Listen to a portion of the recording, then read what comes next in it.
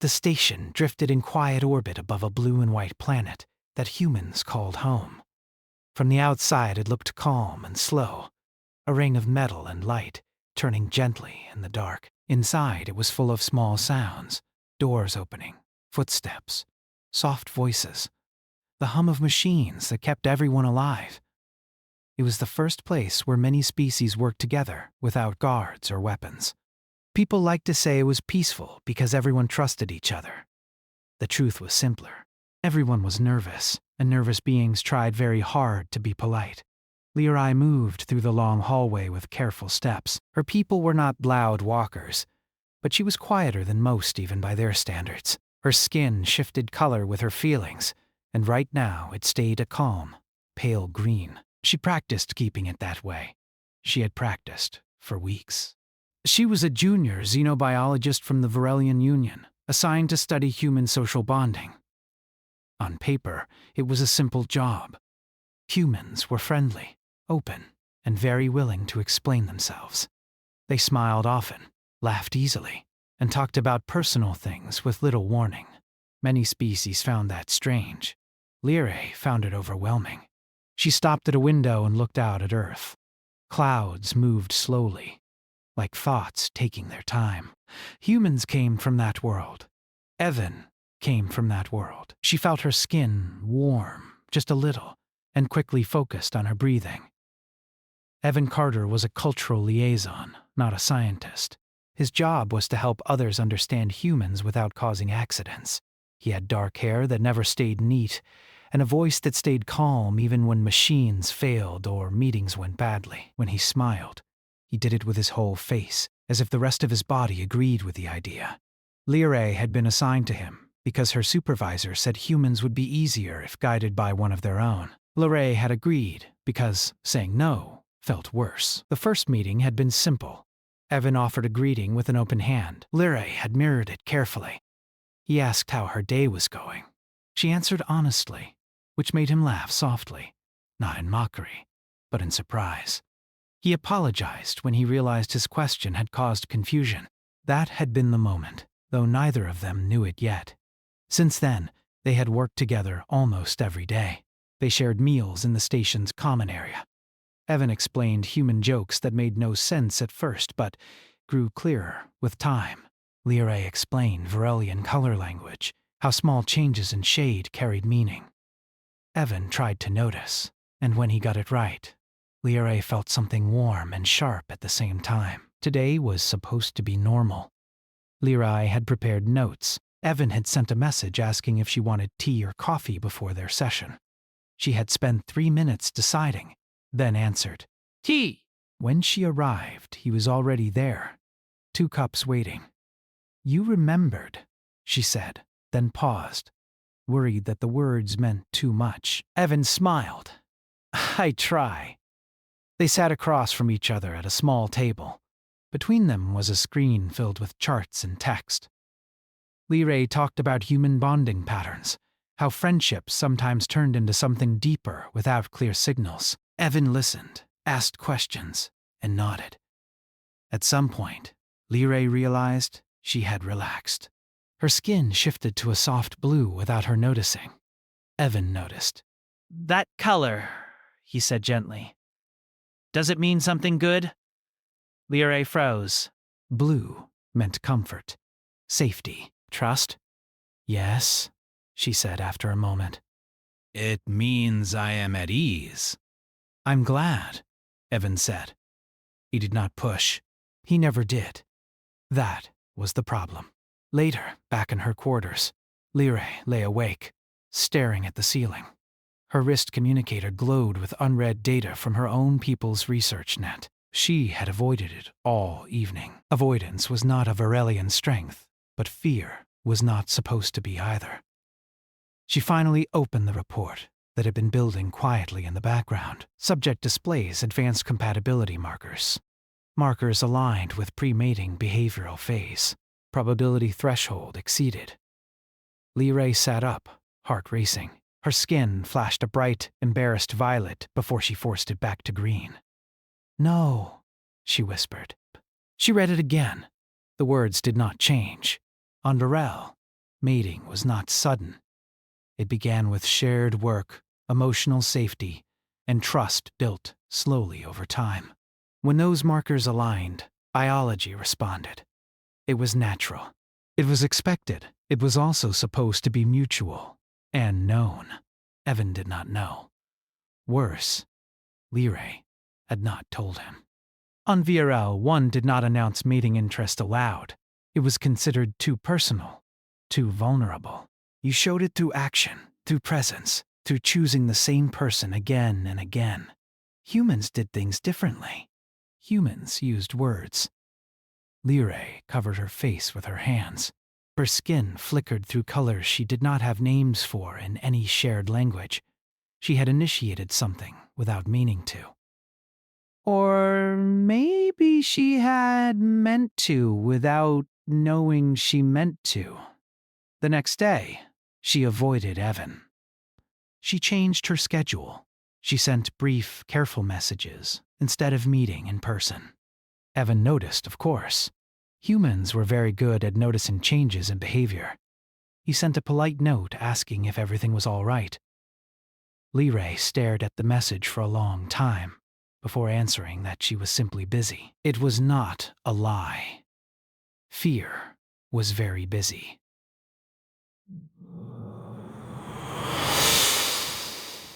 Across the station, Evan frowned at his screen. He replayed their last meeting in his mind. Had he said something wrong? Had he crossed a line without knowing? He had been careful. He was always careful. Still, misunderstandings happened. He decided to give her space. That was what humans did when they thought they had upset someone. Give space. Wait. The station's systems did not wait. The central AI monitored crew well-being as part of its design. It tracked stress, sleep patterns, emotional markers where possible. When Lyrae's readings changed sharply, it flagged the data. When similar patterns appeared in other Varelian visitors interacting with humans, the system grew curious. It compiled a report. Evan received it during his afternoon review. He almost spilled his coffee. The title alone made his heart jump into his throat. Pre-reproductive compatibility indicators confirmed. He read it twice, then a third time, slower. The language was clinical, careful, and very alien. It described bonding behaviors he recognized easily: shared meals, regular conversation, emotional safety, trust. It listed Lyrae as a primary subject. It did not name a partner, but Evan did not need help connecting the dots. "Oh," he said quietly. This was not panic. This was not fear. This was understanding, arriving all at once. He leaned back in his chair and stared at the ceiling, much like Lyrae had the night before. Humans had a word for this feeling, though it did not make it simpler. Awkward. Evan did not rush to find her. He did not send another message. He read everything he could about Varelian bonding, about how they showed interest, about what not to do. He learned that direct questions could cause distress. He learned that patience mattered. He smiled to himself. That, at least, he could do. On the other side of the station, Lyrae stood in a quiet observation room, watching stars slide past. She felt foolish. She felt hopeful. She felt terrified. Humans, she thought, were dangerous in a very strange way. They made you feel safe enough to forget to protect your heart, and somewhere between two worlds, without raised voices or force or fear, something gentle had already begun. The station did not change, but the way people moved through it did. Small pauses lasted longer. Greetings were softer. Doors seemed to close more slowly, as if the metal itself sensed uncertainty. Lyrae noticed everything. She always had. Now, each detail felt louder. She had not seen Evan in 3 days. It was not difficult to avoid one person on a large station, but it felt wrong in a way she could not fully explain. Her work suffered. Her notes grew shorter. Her skin betrayed her often, shifting colors before she could stop it. Other Virelians noticed and politely said nothing, which somehow made it worse. Lyrae told herself she was being careful. Humans valued space. Humans used words. Until she could find the right ones, distance was safer. Still, every shared hallway made her tense. Evan, for his part, was also being careful, though in a different way. He followed the report's guidance closely. No sudden meetings. No direct questions. No pressure. If Virelians showed interest through presence, then absence might feel like rejection. That worried him. He watched Lyrae from a distance when paths crossed briefly. Her posture was tighter, her movements quicker. Whatever was happening, she was not comfortable. That mattered. Evan asked the station AI for advice. Not commands, not data. Advice. The AI considered this for a long moment. It had processed millions of interactions, but fewer quiet ones like this. Recommendation, it said at last. Create low-pressure shared environment. Allow subject to choose engagement level. That sounds right, Evan said. So he arranged something small. The station had a public observation deck that few people used during work hours. It looked out onto open space, far from Earth's glow. Evan scheduled his break there, then sent a simple message to Lyrae. I'll be on the observation deck at 6th hour. No work talk. You're welcome, but no pressure. He reread it twice before sending. Lyrae received the message while organizing samples. Her skin flushed warm yellow, then cooled. The words, no pressure, mattered more than the invitation itself. Humans were very deliberate with phrases like that. She spent the next hour arguing with herself. If she went, she might reveal too much. If she did not, she might reveal something worse. At the 6th hour, she found herself walking toward the observation deck without remembering the decision being made. Evan was already there, sitting on the floor instead of the bench back against the wall. He looked up when she entered, but did not stand. "Hi," he said. "Hello," she answered. They stood in silence for a few seconds. Then Evan gestured toward the open space beside him. You can sit if you want, or stand. Or leave. All options acceptable. That made her lips curve slightly. Humans tried so hard. She sat. The stars outside were sharp and distant. Lyrae focused on them while her breathing slowed. Her skin shifted toward blue, then hovered there, uncertain. They did not talk at first. Evan let the silence exist. This was not something he had learned from books. This was something humans learned by failing at it many times. Eventually, Lyrae spoke. "I am sorry. I have been distant." Evan nodded. "Thank you for saying that. I did not know how to explain," she continued. "And my people do not explain these things easily." "I figured," Evan said. Different cultures, different instincts. That word made her tense again. "You read the report?" she said quietly. "Yes." Her skin flashed violet. "Then you know." "I know something," Evan said carefully. Not everything. She looked at him then. His expression was open, not curious in a sharp way, but patient. "In my culture," Lyra said, choosing each word slowly, "we do not state interest directly, we build it." "We show it. Biology responds before language does." Devon nodded again. "Humans often do the opposite." That is what frightens me, she said. "I fear I have involved you without consent." The word hung between them. Evan felt a tightness in his chest. Not fear, but respect. "I don't feel violated," he said. "I feel informed." She blinked. "You are not angry?" "No," he said. "I'm glad you told me what you could." Her skin settled into a steady blue. They talked then, slowly, about small things. About how humans often confused kindness with intention. about how Varelians feared words because words made feelings permanent, about how neither approach was perfect. At some point, Lyrae realized she was no longer afraid of the silence. After that day, things changed again, but gently. They returned to working together, though with more awareness. Evan paid attention to her color shifts, but did not comment unless she did. Lyrae stayed closer, choosing presence deliberately now, instead of accidentally. The station AI continued to watch, fascinated. It adjusted its models.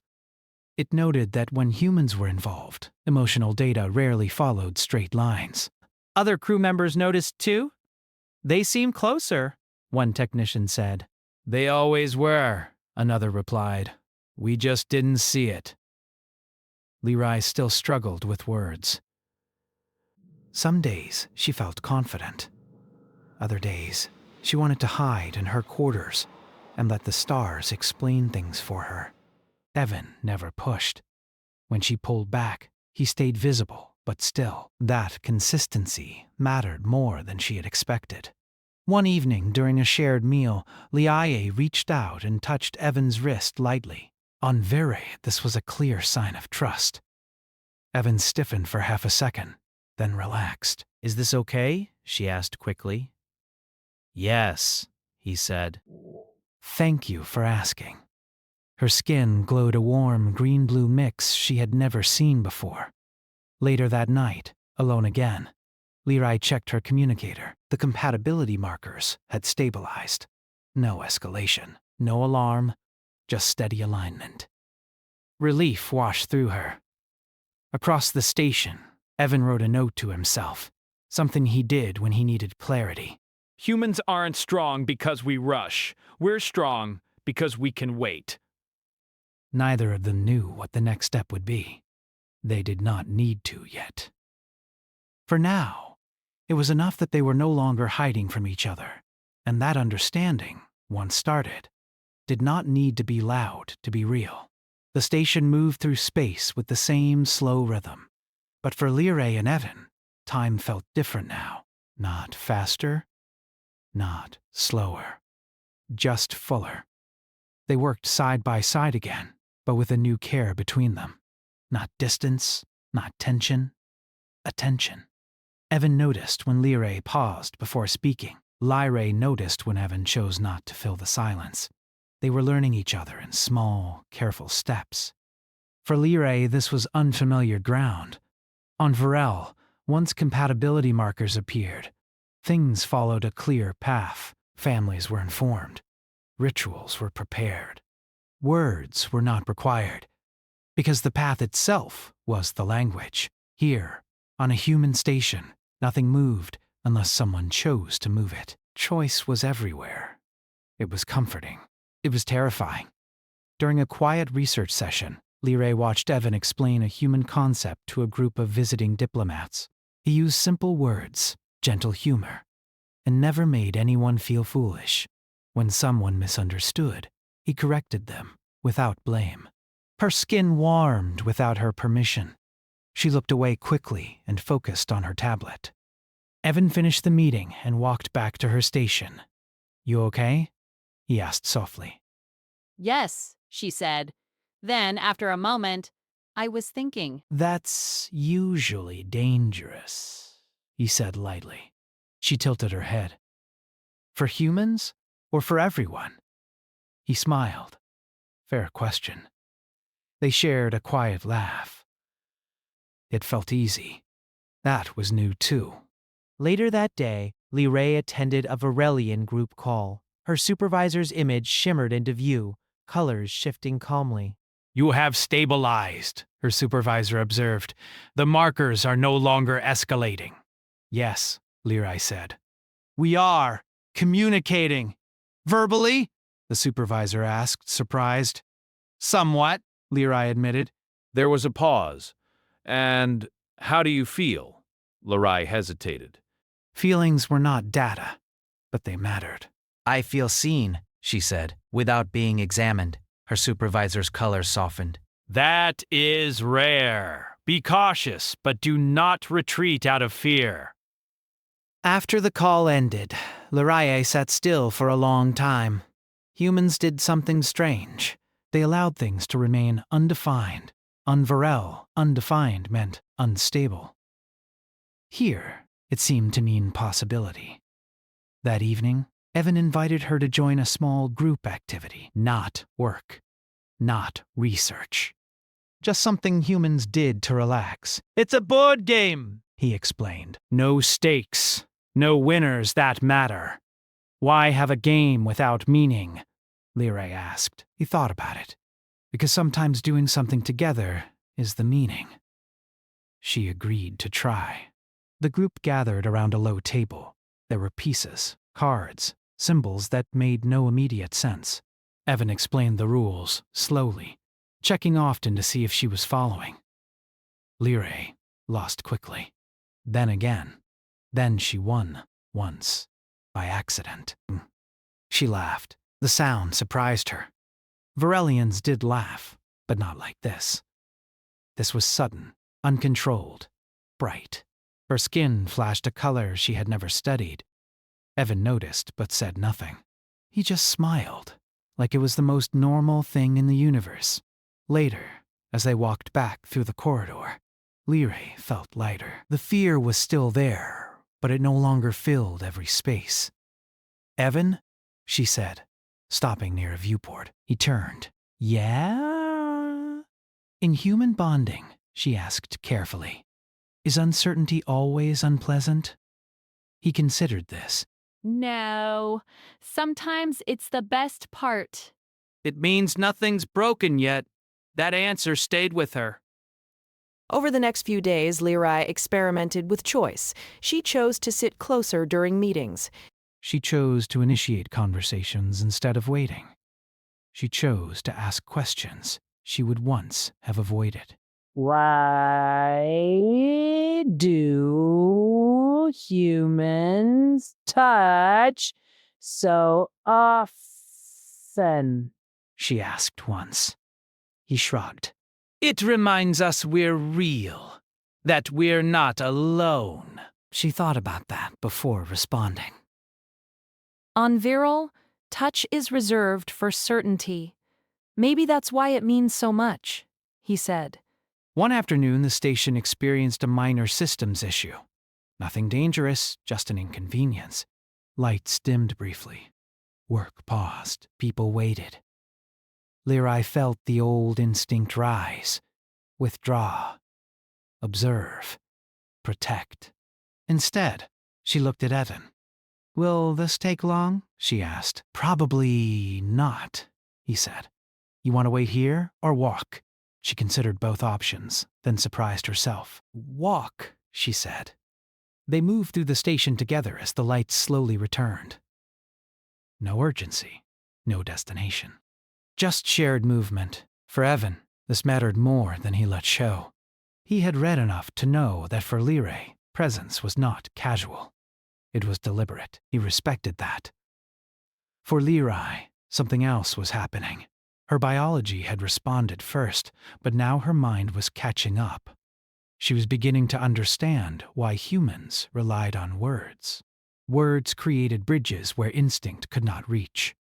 Still, saying certain things felt impossible. One evening, alone in her quarters, she practiced. "I am interested in you?" The words felt too sharp. "I want to continue this connection." Too formal. "I care for you." Too exposed. She covered her face and let her skin cycle through frustrated colors. The next day, Evan noticed she was quieter. "Too much thinking?"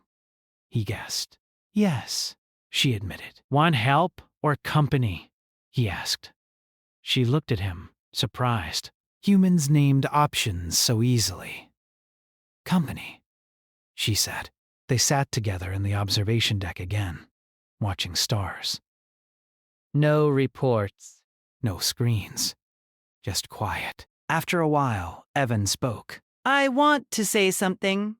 he said. And you don't have to respond. She nodded. I'm aware of what this could become. He continued. I'm not assuming anything. I just want you to know I'm here because I choose to be. Her skin warmed, slowly, gently. That is very human, she said. He smiled. I'll take that as a compliment. She did not speak after that, but she stayed for a long time. The station AI logged the interaction and updated its models again. It marked a note. Mutual intentional presence observed. Emotional risk managed through patience. Lyrae did not know the words yet. She did not know how to bridge instinct and language, but she was learning something just as important. She did not have to decide everything at once. And for the first time since the markers appeared, the future felt less like a problem to solve and more like a path she could walk, step by careful step, beside someone who was willing to match her pace. The station entered a quieter cycle. Fewer visitors arrived and many long-term projects slowed. For Lyrae, this meant more time without clear structure, which both helped and troubled her. On Varel, change followed ritual. Here, it followed people. Evan noticed the shift before she did. You don't have to fill every hour, he said one day when she stayed late in the lab without reason. I know, Lyrae replied. But unused time feels exposed. That's fair, he said. Humans struggle with that too. We just hide it better. She studied him for a moment.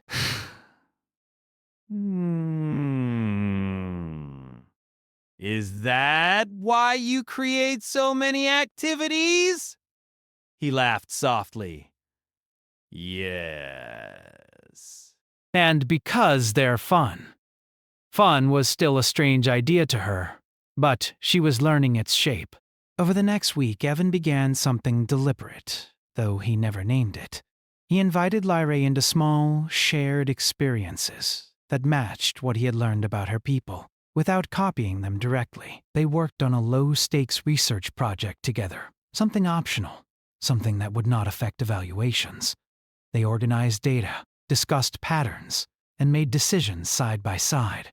There was no rush, no pressure to impress. Lyrae recognized the structure immediately. This was bonding through shared purpose. Her skin shifted to calm blue more often now, and she stopped trying to suppress it. Evan noticed, but did not comment. He understood that naming it might break the balance. The station, AI noticed too. It adjusted lighting levels in shared spaces when they worked together, responding to subtle stress reductions. It noted improved efficiency without urgency. It did not fully understand why this pairing worked so well, but it logged the results. One afternoon, Evan asked Lyrae for help with something personal. I need your opinion, he said, holding up a small object. Human tradition. I'm bad at it. It was a gift for his sister, something symbolic rather than useful. Lyrae examined it carefully. What does it represent? She asked. Connection, Evan said. Memory. She considered this. Then it is appropriate, she said. But only if you give it with intention. He smiled. That's what I was worried about. You worry often, she observed. Constantly, he agreed. That honesty felt like a gift of its own. Later, Lyrae reflected on how easily Evan shared uncertainty. On Vero, uncertainty was hidden until resolved. Humans displayed it openly, as if trusting others not to misuse it. That trust felt heavy in her hands. One evening, Lyrae initiated something herself. She sent Evan a message. Observation deck. If you are free, no explanation.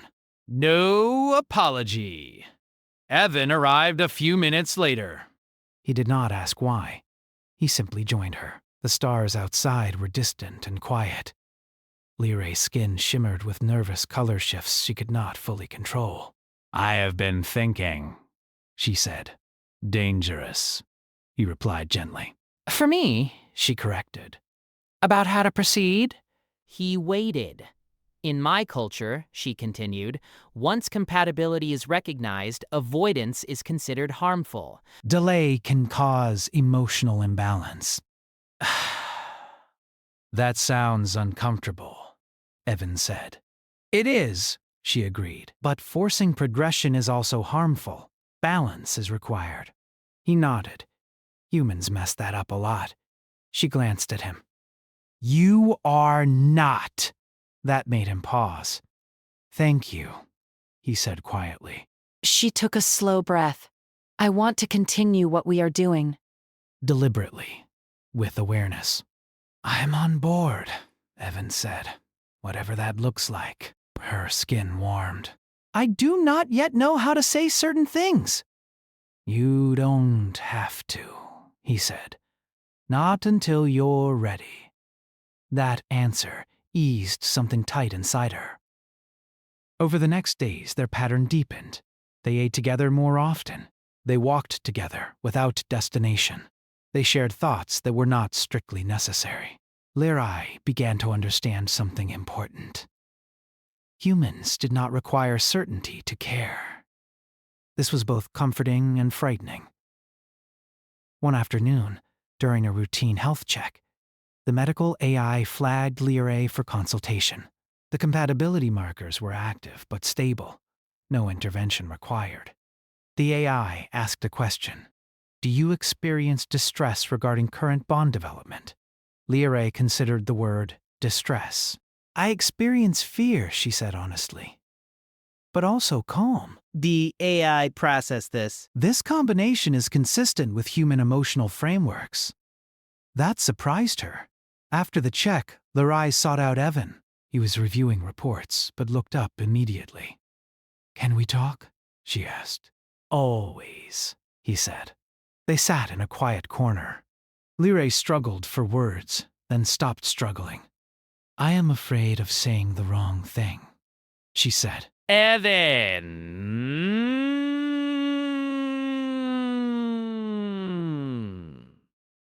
leaned back, thoughtful. I get that. Humans are scared of that too. But usually, the loss comes from not saying anything at all. Her skin flashed uncertain green. What if I say it imperfectly?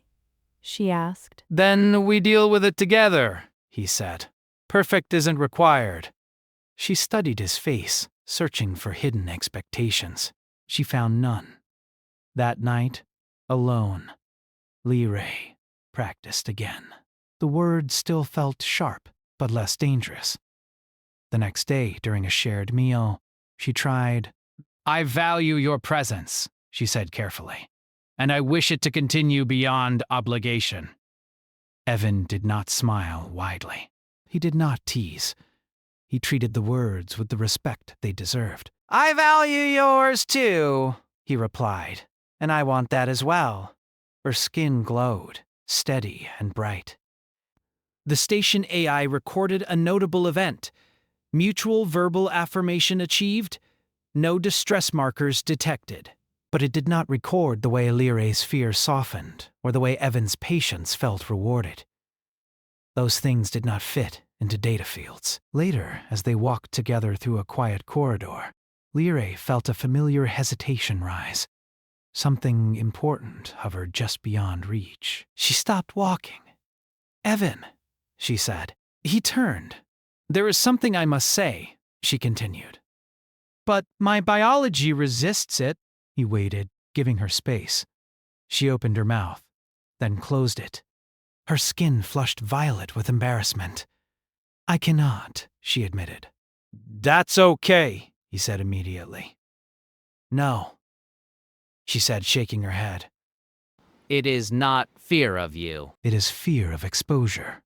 He stepped closer, but not too close. Then don't expose yourself. Not yet. She looked at him, surprised. You are not disappointed? I'd be disappointed if you forced yourself, he said. This isn't a test. That mattered more than any words she could not say. They continued walking, side by side. Lyrae did not confess. She did not define. She did not finalize anything. But she stayed, and for the first time, staying felt like enough. The station's orbit shifted slow and planned, bringing a new view of Earth into the wide observation windows.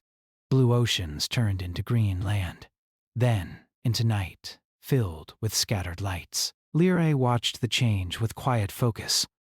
She liked watching things move when she did not have to decide anything herself. Evan stood beside her, hands resting loosely at his sides. They had not planned this moment. It simply happened the way many things between them did now. "You're quiet," he said, not as a question. "I am thinking," she replied. "Good thinking or heavy thinking?" She considered. "Honest thinking," he nodded. "That's usually the important kind." They stayed there a while, not speaking. The station hummed softly around them. Far away, a ship passed like a brief line of light. Lyrae felt the familiar pressure in her chest again. Not fear, exactly. Not calm, either. It was the feeling that something wanted to be said, and that the moment for it was arriving, whether she was ready or not. On Varel, moments like this were guided by ritual. Here, there was only choice. She turned to Evan. "In my culture," she began, "there is a point in bonding when silence becomes harmful." He listened closely. "Not because silence is wrong," she continued, "but because it prevents alignment. The longer it continues, the more unstable the bond becomes." "That sounds stressful," Evan said. "It is," she agreed, "but it also means that when words are finally spoken, they carry weight." He took that in. "Are you feeling that point approaching?" "Yes." He did not move closer. He did not step away. He stayed exactly where he was. "Whatever you want to say," he said, "you can say it imperfectly. Or you can say part of it. Or you can stop." Her skin warmed, then cooled. She took a slow breath. "I have already initiated bonding behaviors," she said. "Biologically and socially. With you." "I know," he said gently. "I did not do so with full awareness," she continued. "But I am aware now." He nodded. "In my culture," she said, voice steady but soft, "this would be understood as intent." There it was, the word she had avoided. Evan felt his heart beat a little faster, but he kept his voice calm. "And in human terms," he said, "intent only matters if it's shared freely." She met his eyes. "It is." Her skin shifted into a color so clear and steady, it surprised even her. Not blue, not green. Something balanced between them. Evan smiled, not wide, not playful. "Just real." "Then I want to be clear too," he said. "I choose this, not because of reports or biology." Because I want to continue building something with you. Relief moved through her, like warm light. They did not touch. They did not rush. The moment settled around them, complete without excess. Later that day, the station hosted a small cultural exchange event. Music from different worlds played softly. People gathered in clusters, sharing food and stories. Lyrae and Evan attended together, though they did not announce it. They did not need to. Others noticed anyway.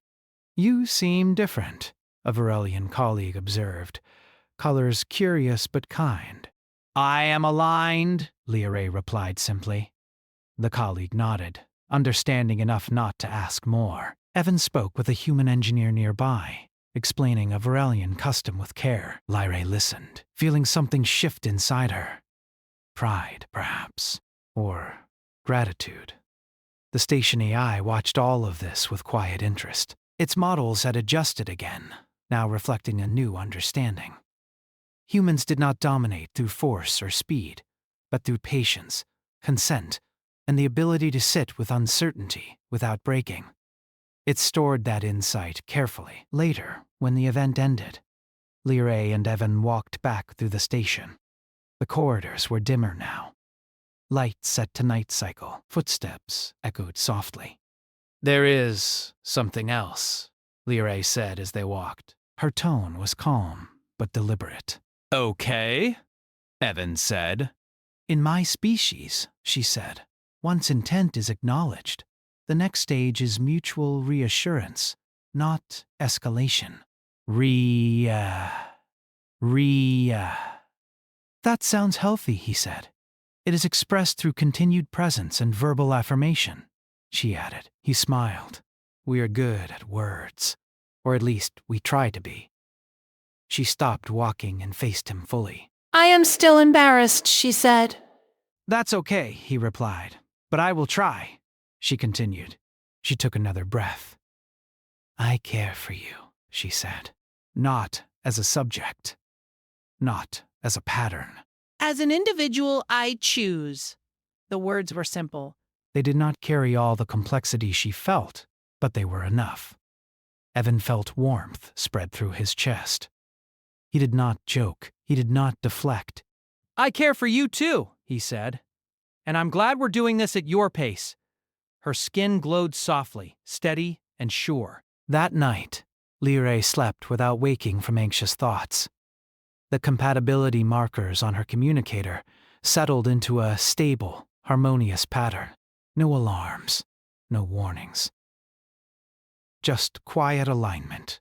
In the days that followed, nothing dramatic happened, and that was the victory. They continued working together.